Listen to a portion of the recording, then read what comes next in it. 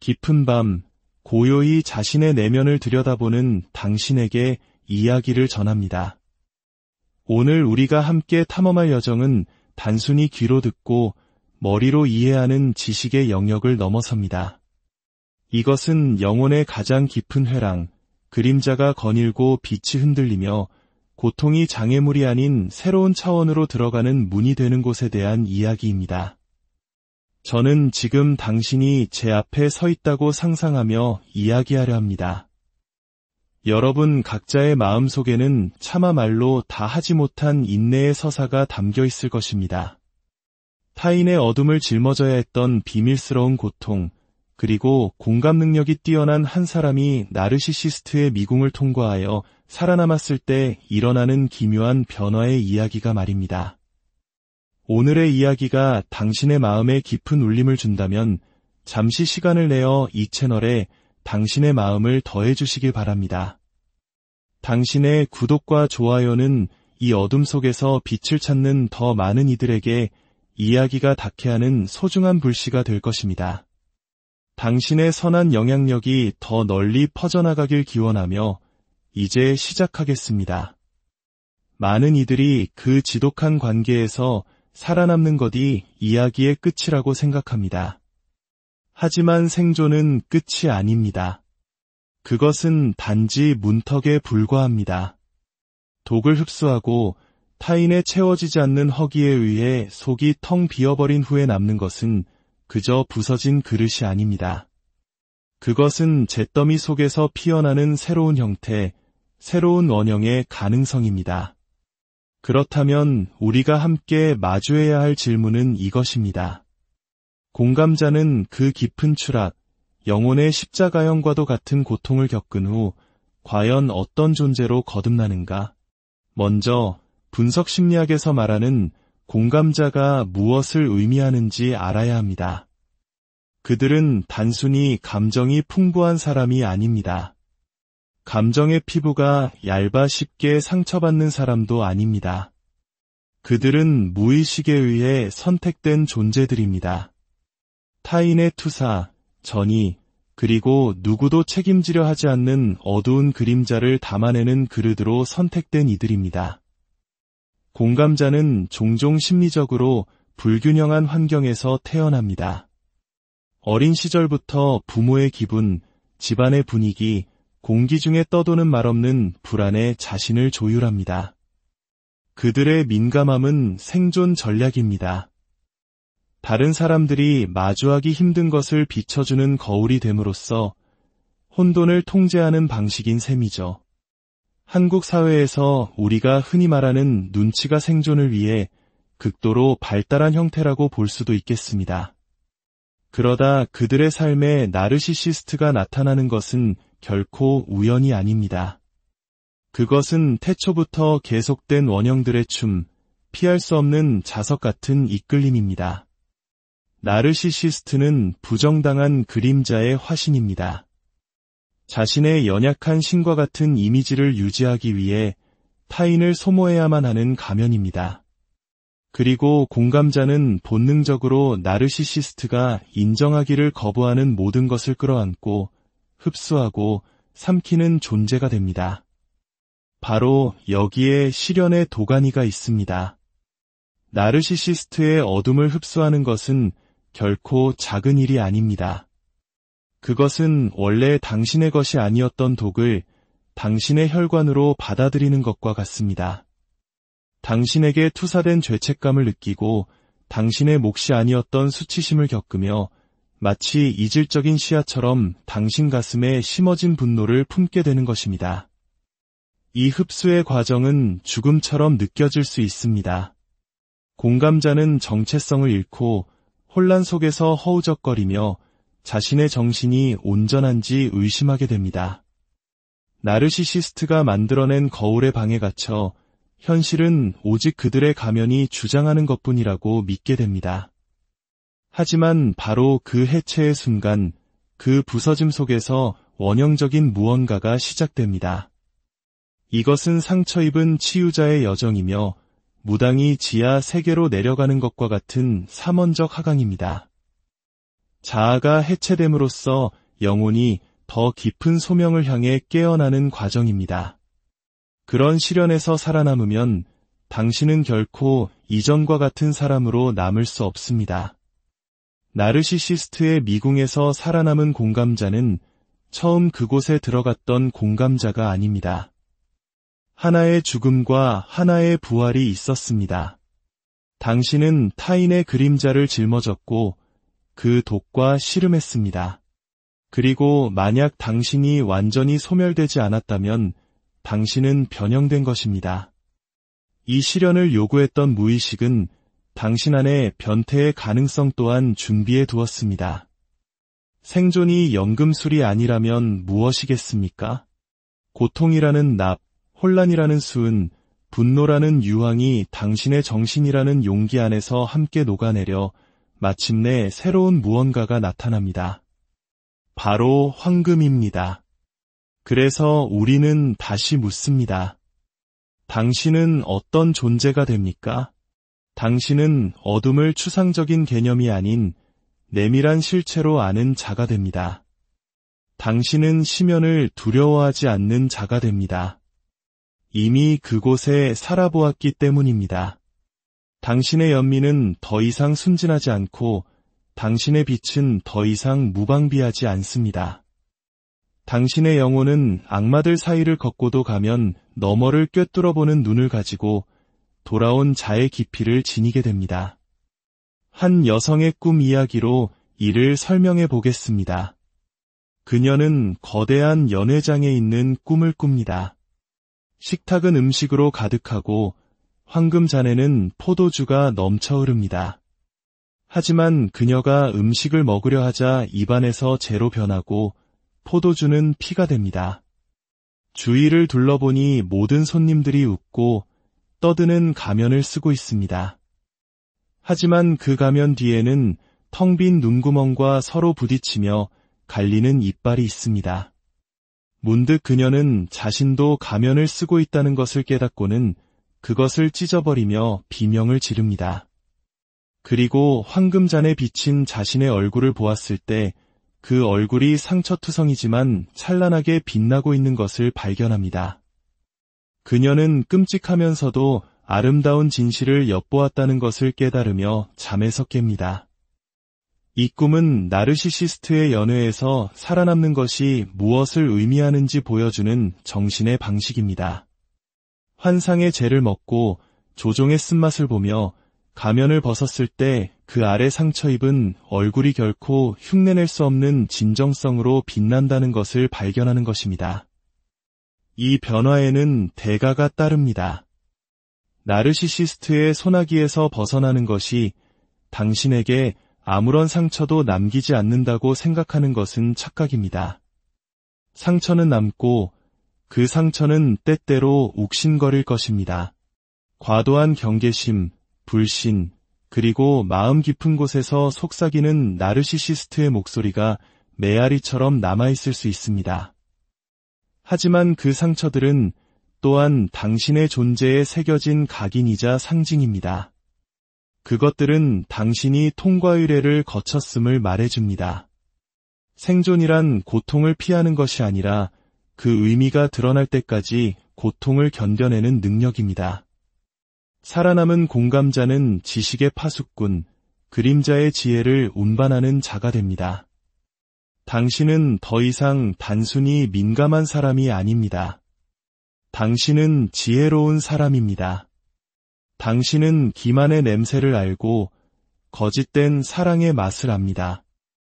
불이 보이기도 전에 공기 중에 퍼지는 연기처럼 조종의 기운을 감지할 수 있습니다. 비록 값비싼 대가를 치렀지만 이것은 결코 작은 선물이 아닙니다. 당신은 모를지도 모릅니다. 왜 그래야만 했을까? 왜 공감자는 깨어나기 위해 나르시시스트의 어둠을 겪어야만 하는가? 저는 이렇게 답하겠습니다. 무의식은 균형을 요구하기 때문입니다. 나르시시스트는 자신의 그림자를 짊어질 수 없습니다. 그들은 그것을 밖으로 투사하고 그 그림자는 반드시 담을 그릇을 찾게 됩니다. 어린 시절부터 자신의 것이 아닌 것을 짊어지도록 준비된 공감자가 바로 그 그릇이 되는 것입니다. 하지만 무의식은 그들을 그곳에 내버려 두지 않습니다. 더 이상 독을 견딜 수 없는 위기, 한계점까지 그들을 몰아붙입니다. 그리고 모든 것이 무너지고 정체성마저 산산조각나는 그 순간 정신은 더 깊은 차원에서 재편될 기회를 얻습니다. 이것이 바로 개성화, 세상이 당신에게 요구했던 모습이 아닌 진정한 자기 자신이 되어가는 과정입니다. 많은 이들이 이 험난한 길을 온전히 통과하지 못합니다. 하지만 성공적으로 통과한 이들은, 그런 어둠과 씨름해 본 적 없는 이들은 결코 알 수 없는 명료함과 힘을 가지고 나타납니다. 연금술 텍스트에는 니그레도, 즉 흑화 단계에 대한 구절이 있습니다. 모든 것이 용해되고 금속이 썩으며 빛이 사라지는 단계입니다. 그러나 바로 이 부패의 과정에서 변형의 씨앗이 뿌려집니다. 나르시시스트의 어둠을 흡수한 공감자는 자신만의 니그레도 단계에 들어섭니다. 파괴되고 무가치하며 텅 빈 느낌을 받습니다. 그러나 만약 그들이 견뎌내고 환상 속에 머물기를 거부한다면 그 검은 흙 속에서 하얀 장미가 피어나기 시작합니다. 다시 묻겠습니다. 공감자는 어떤 존재가 됩니까? 그들은 자기 고통의 연금술사가 됩니다. 공감 능력뿐만 아니라 분별력을 함께 지닌 자가 됩니다. 더 이상 자신의 영혼을 값싸게 내어주지 않는 자가 됩니다. 그 희생의 대가를 알기 때문입니다. 역설적으로 그들은 더욱 온전한 존재가 됩니다. 하지만 여전히 남아있는 위험에 대해 이야기해야 합니다. 살아남은 공감자는 마음을 완전히 굳게 닫아버리려는 유혹에 빠질 수 있습니다. 다시는 느끼지 않을 거야, 다시는 사랑하지 않을 거야, 다시는 마음을 열지 않을 거야라고 선언하며 스스로를 고립시킬 수 있습니다. 이것은 폐허가 된 후 자신을 보호하려는 정신의 자연스러운 방식이기에 이해할 수 있습니다.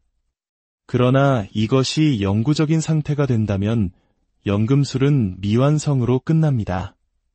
치유된다는 것은 돌이 되는 것이 아니라 황금이 되는 것입니다. 돌이 되는 것은 또 다른 형태의 방어기제, 또 다른 가면일 뿐입니다. 진정한 생존은 다시 마음을 여는 것을 의미합니다. 하지만 이번에는 도살장으로 끌려가는 어린 양이 아니라 자신의 힘을 아는 사자처럼 여는 것입니다. 당신은 여전히 깊이 느낄 것입니다. 하지만 더 이상 그 감정에 잡아먹히지 않을 것입니다. 당신은 여전히 사랑할 것입니다. 하지만 사랑을 희생과 혼동하지 않을 것입니다. 당신은 여전히 빛날 것입니다. 하지만 당신의 빛은 그것을 고갈시키려는 자들을 위한 것이 아닐 것입니다. 이것이 살아남은 공감자의 역설입니다. 당신의 마음은 더 커졌지만 동시에 더 날카로워졌습니다. 당신은 부드러우면서도 강인합니다. 상처 입은 치유자의 원형을 다시 생각해 보십시오. 몸이나 영혼의 상처를 입고 그 상처를 통해 다른 사람을 치유할 수 있게 된 존재입니다. 이것은 당신이 나르시시스트를 구하기 위해 그들을 찾아다닌다는 의미가 아닙니다. 그것은 끝없는 희생의 덫, 오래된 패턴일 뿐입니다. 아닙니다. 치유된 공감자는 그저 존재하는 것만으로 진정성을 구현함으로써 더 이상 순진하지 않은 빛을 품는 것만으로 다른 이들을 치유합니다. 당신은 다른 사람들이 자신의 가능성을 볼 수 있는 거울이 됩니다. 당신은 안내하고 위로하고 가르칠 수는 있지만 더 이상 자신을 소모하도록 내버려 두지는 않을 것입니다. 이런 방식으로 나르시시스트는 역설적이게도 당신의 개성화 과정에 기여한 셈입니다. 그들의 어둠은 당신을 깊은 곳으로 밀어넣었고 그곳에서 당신은 자신의 진정한 힘을 발견했습니다. 그것은 잔인한 선물이지만 그럼에도 불구하고 선물입니다. 그러므로 당신에게 말합니다. 만약 당신이 나르시시스트의 어둠을 흡수하고 살아남았다면 당신은 더 이상 단순한 공감자가 아닙니다. 당신은 그 너머의 존재입니다. 당신은 죽었다가 다시 태어난 자이며 타인의 그림자를 짊어지고 심연에서 돌아온 자입니다. 가면 뒤를 보고도 스스로 가면이 되기를 거부한 자입니다. 당신은 당신에게 행해진 일로 정의되지 않습니다. 당신은 그 일을 통해 무엇이 되었는가로 정의됩니다. 그리고 당신이 된 것은 다름 아닌 자신의 원형적 힘을 깨달은 영혼입니다. 생존 후의 됨을 이야기할 때 우리는 반드시 통합에 대해서도 이야기해야 합니다. 미궁을 탈출하는 것만으로는 충분하지 않습니다. 그 깊은 곳에 숨겨진 보물을 가지고 나와야 합니다. 나르시시스트에게서 살아남은 공감자는 기로에 섭니다. 일어난 일을 억압하여 골마 터질 때까지 무의식 깊은 곳에 묻어두거나 용기 있게 맞서 그것이 자신을 더 위대한 존재로 만들도록 허용하거나 통합은 그림자를 마주하는 것을 요구합니다. 나르시시스트의 그림자뿐만 아니라 당신 자신의 그림자도 말입니다. 당신 안에 무엇이 나르시시스트가 들어와 당신을 양분 삼아 머물도록 허락했습니까? 그것이 사랑이었습니까? 버림받을 것에 대한 두려움이었습니까? 혹은 구원자가 됨으로써 없어서는 안 될 존재가 되고 싶었던 비밀스러운 갈망이었습니까? 이것들을 인정해야만 합니다. 만약 부정한다면 그 순환은 반복될 것입니다. 이것은 비난이 아니라 조명입니다. 이 동기들을 빛으로 가져오는 것은 자신을 부끄럽게 하는 것이 아니라 해방시키는 것입니다. 공감자의 가장 큰 위험은 외부의 나르시시스트뿐만 아니라 내면의 무의식적인 나르시시스트이기도 합니다. 희생을 통해 중요성을 느끼는 부분, 영혼을 희생해서라도 선택받기를 갈망하는 그 부분을 직시했을 때 비로소 변화는 완성됩니다. 당신은 더 이상 그 드라마의 무의식적인 참여자가 아니라 다르게 선택하는 의식적인 행위자가 되기 때문입니다. 그리스 신화의 페르세포네를 생각해 보십시오. 하데스에게 납치되어 지하 세계로 끌려간 그녀는 석류 씨앗을 먹음으로써 이전과 같은 모습으로는 지상 세계로 돌아갈 수 없게 됩니다. 그녀는 어둠의 왕국과 빛의 세계, 양쪽에 속하게 됩니다. 나르시시스트의 열매를 먹은 공감자도 마찬가지입니다. 당신은 결코 순수했던 시절로 돌아갈 수 없습니다. 그리고 그것은 상실이 아니라 신성한 통과 이래입니다. 당신은 언제나 지하 세계의 기억, 조종에 대한 지식, 입안에 맴도는 재의 맛을 가지고 다닐 것입니다. 하지만 이것이 절망에 묶여야 함을 의미하지는 않습니다. 오히려 페르세포네처럼 당신은 두 세계 사이의 중재자가 됩니다. 자신을 잃지 않으면서 타인의 어둠 속으로 내려갈 수 있고 더 큰 깊이를 가지고 빛 속으로 올라설 수 있습니다. 당신은 더 이상 악에 대해 순진하지 않지만 그렇다고 악에 잠식되지도 않습니다. 이 균형이 바로 성숙의 표시이며 개성화의 징표입니다. 살아남는다는 행위 속에서 죄책감과 자기의심의 사슬에 묶여있던 공감자는 자신의 눈에 불꽃을 피울 가능성을 발견합니다. 표면 아래에 숨겨져 있던 강인함입니다. 거울은 속박과 해방을 동시에 보여줍니다. 당신은 어느 쪽을 구현하기로 선택하겠습니까? 이제 우리는 잠시 멈추어 어둠에 의해 정의되지 않으면서 어둠을 품는다는 것이 무엇을 의미하는지 성찰해야 합니다. 나르시시스트의 독은 관계가 끝난다고 해서 바로 사라지지 않습니다. 폐에 남은 연기처럼 남아있습니다.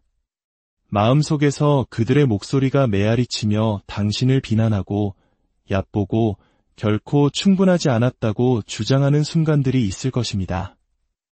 이 메아리는 실패의 신호가 아닙니다. 내면화된 투사의 잔재일 뿐입니다. 과제는 그것을 힘으로 억누르는 것이 아니라 깨어난 자아의 권위로 맞서는 것입니다. 메아리가 너는 가치 없어라고 말할 때 당신은 나는 살아남았다. 그러므로 나는 내가 봤던 것 이상의 존재다 라고 답하십시오.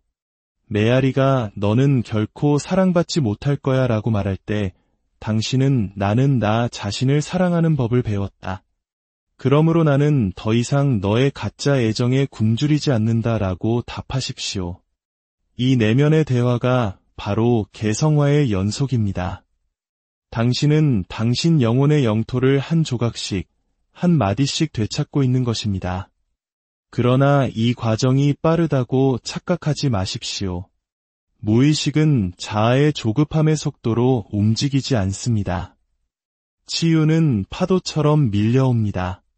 때로는 부드럽게, 때로는 자유로워졌다고 생각한 바로 그 순간 당신을 다시 절망으로 끌어들이는 폭풍처럼. 하지만 그 폭풍 속에서도 기억하십시오. 당신은 예전의 당신이 아닙니다. 오래된 고통을 느낄 수는 있지만 당신은 더 이상 이전과 같은 그릇이 아닙니다. 당신은 깨지고 금이 갔지만 그 틈으로 빛이 들어왔습니다. 당신은 이제 더 지혜롭고 더 분별력 있으며 타인의 환상을 위해 자신을 버리려 하지 않습니다. 그리고 이것은 결코 작은 승리가 아닙니다. 그렇다면 살아남은 공감자의 운명은 무엇일까요? 그것은 단순히 나르시시스트 없이 사는 것이 아닙니다. 그것은 너무 작은 목표입니다. 당신의 운명은 어둠 속에서 벼려진 빛의 전달자가 되는 것입니다. 순교와 혼동되지 않는 깊은 연민을 구현하는 것입니다. 고통을 마주했을 때 그것이 변화가 될 수 있다는 것을 상기시키는 존재로 다른 사람들 사이를 걷는 것입니다. 당신은 살아있는 상징입니다. 불사조가 잿더미에서 솟아오르는 원형을 생각해 보십시오. 이미지는 너무 흔해져 그 힘이 무뎌질 위험이 있지만 깊이 묵상하면 단순한 은유가 아님을 알게 됩니다. 공감자의 옛 자아는 나르시시스트의 어둠의 불길 속에서 진정으로 불타 없어집니다. 제로 변한 것은 한때 사랑이란 무한정 주는 것이라고 믿었던 정체성, 공감을 자기 소멸과 혼동했던 정체성입니다. 그 잿더미에서 자신의 가치를 알고 날개에 불을 품고 조종 아래 가라앉는 대신 그 위를 날아오를 수 있는 존재가 솟아오릅니다. 이 재탄생은 고독하지 않습니다.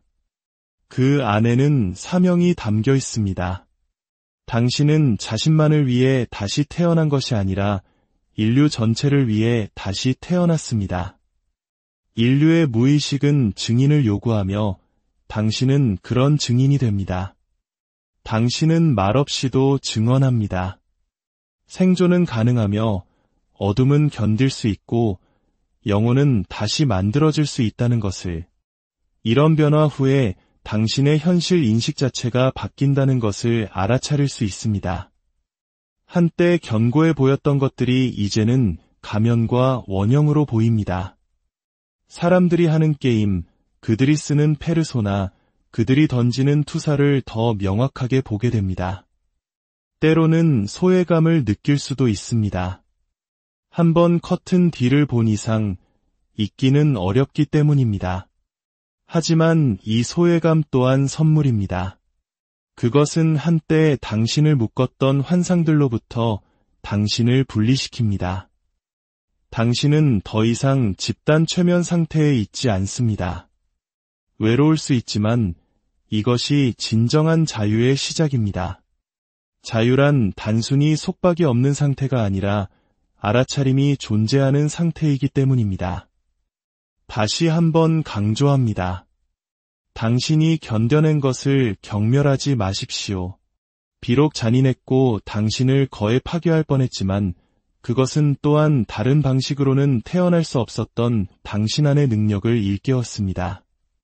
나르시시스트는 그 끊임없는 허기로 당신 영혼이라는 금속을 내리치는 대장장이의 망치 역할을 했습니다. 아팠고 상처를 남겼지만 그것은 또한 당신을 빚어냈습니다. 이제 당신은 연약함의 그릇이 아니라 강인함의 그릇입니다. 당신의 공감 능력은 죽지 않았습니다. 오히려 깊어졌습니다. 당신은 여전히 느끼지만 눈을 뜨고 느낍니다. 여전히 사랑하지만 분별력을 가지고 사랑합니다. 여전히 주지만 더 이상 주는 것을 사라지는 것과 혼동하지 않습니다. 이것이 바로 생존의 연금술입니다. 한때의 자신을 그리워하며 애도하는 순간들이 있을 것입니다. 순수함, 무방비한 개방성, 신뢰의 순수함을 그리워할 수 있습니다.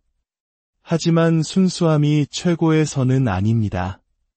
온전함이 최고의 선입니다. 그리고 온전함은 순수한 빛이 아니라 빛과 그림자의 결합입니다. 살아남은 공감자는 그 둘을 모두 품고 있습니다. 그들은 더 이상 천사도 희생자도 아닙니다. 그들은 강인하고 부드러우며 빛나고 상처 입은 온전한 인간입니다. 그들은 살아있는 역설로서 이 땅을 걷습니다. 그리고 이 역설 속에 진정한 개성화의 비밀이 있습니다. 그러니 이제 당신에게 말합니다. 당신은 단순한 생존자가 아닙니다. 당신은 통과 의례를 거친 자입니다. 당신을 발가벗겼던 시련을 통과했고 남은 것은 이전보다 적은 것이 아니라 더 많은 것입니다. 나는 부서졌어 라고 말하며 자신을 폄하하지 마십시오. 오히려 나는 다시 만들어졌다 라고 말하십시오. 쓴마대에 매달리지 마십시오. 대신 당신의 상처를 신성한 것, 신성이 당신 안으로 들어온 장소로 여기십시오. 우리의 영혼이 진정한 얼굴을 드러내는 곳은 완벽함이 아니라 상처 속이기 때문입니다. 그리고 살아남은 당신, 공감자여, 당신은 그 계시를 당신 안에 품고 있습니다. 폭풍이 지나간 후의 고요함처럼 살아남은 공감자에게는 기묘한 침묵이 찾아옵니다. 많은 이들이 이 침묵을 공허함이나 무감각으로 오해하지만 그것은 정신이 스스로를 재설정하고 새로운 방향을 준비하는 시간입니다. 그 침묵 속에서 당신은 길을 잃은 듯 느낄 수 있습니다. 구원하는 자가 아니라면, 고통받는 자가 아니라면 나는 이제 누구인가? 이 질문이 더 깊은 여정의 시작입니다. 이제 당신은 영웅의 원형을 마주합니다. 당신의 과거는 정복이 아닌 인내의 역사였기에 스스로를 영웅이라 생각하지 않을 수 있습니다. 그러나 인내 자체가 영웅적인 행위입니다. 타인이 당신의 빛을 양식 삼을 때 살아남는 것, 영혼이 독에 중독되었을 때 숨쉬는 것을 멈추지 않는 것, 이것은 어떤 전투 못지않게 심오한 영웅주의입니다. 신화 속 영웅처럼 용을 죽일 수는 없었지만 당신은 변화가 일어날 때까지 견뎌냈습니다. 그리고 이제 당신은 영웅이 지하 세계에서 항상 가지고 돌아오는 전리품, 즉 지식을 품고 있습니다. 어둠에 대한 지식, 환상에 대한 지식, 인간 정신의 회복력에 대한 지식, 그리고 모든 진정한 영웅처럼 당신은 이 지식을 자신뿐만 아니라 다른 사람들을 위해 사용하도록 부름받았습니다. 그러나 생존이라는 정체성에만 머무르지 마십시오. 생존은 씨앗이고 되어감은 꽃입니다. 당신을 빈 껍데기로 만들려 했던 나르시시스트의 의도에 맞서 당신은 이제 자신만의 주인이 된 영혼으로 피어나야 합니다. 그 되어감은 거창하지 않을 수 있습니다. 침묵했던 곳에서 진실을 말하는 것, 아니오라고 말하는 것, 조종의 기미를 알아차리고 휘말리기를 거부하는 것. 이 작은 진정성의 행동들이 모여 당신의 변화라는 테피스트리를 짜 올립니다. 이제 당신은 평화를 위해 자신을 배신하지 않는 사람이 됩니다.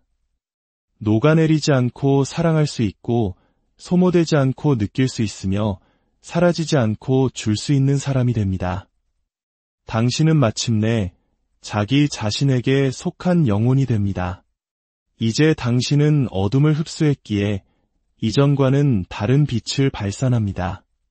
그것은 상처 없는 공감자의 순진한 빛이 아니라 그림자를 아는 자에 단련된 빛입니다.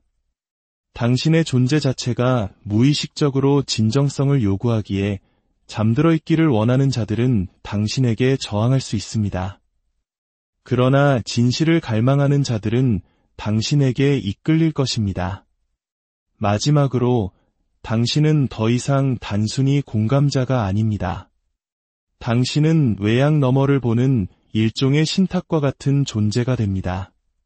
당신은 기만에 대한 육감을, 감정뿐만 아니라 작용하고 있는 원형에 대한 민감성을 발달시켰습니다. 이것은 편집증이 아니라 지각 능력입니다. 그러나 진정한 자유는 외부의 압제자가 없는 것이 아니라 내면의 힘을 통달하는 것입니다. 우리 각자 안에는 자신을 부풀리고 그림자를 부정하며 자아의 허기를 위해 타인을 양식으로 삼으려는 나르시시스트적 유혹이 있습니다. 이 내면의 나르시시스트를 직면하고 통합할 때 당신은 진정으로 자유로워집니다. 그래서 당신이 이 모든 일 후에 나는 이제 누구인가? 라고 물을 때 그 대답은 한 단어로 주어질 수 없습니다. 당신은 공감자일 뿐만 아니라 생존자이며 상처 입은 치유자입니다. 당신은 이 모든 것이자 그 이상입니다. 당신은 어둠을 품고도 여전히 빛나는 것이 무엇을 의미하는지에 대한 살아있는 상징이며 영혼은 결코 파괴될 수 없다는 것을 상기시키는 존재입니다. 결론적으로 당신은 마침내 자기 자신이 되었습니다. 타인에 의해 정의된 자아가 아니라, 당신에게 투사된 자아가 아니라, 환상에 희생된 자아가 아니라 언제나 깊은 곳에서 기다리고 있던 바로 그 참된 자기가 된 것입니다. 당신은 진실과 힘을 가지고 나는 존재한다 라고 말할 수 있는 자가 되었습니다. 그리고 그 존재함은 오만이 아니라 나르시시즘이 아니라 진정성입니다. 그것은 침묵 속에서 나타나 변명 없이 자신의 존재를 선언하는 영혼의 목소리입니다. 당신은 한때 묻기 두려워했던 그 질문에 대한 답입니다. 당신은 되어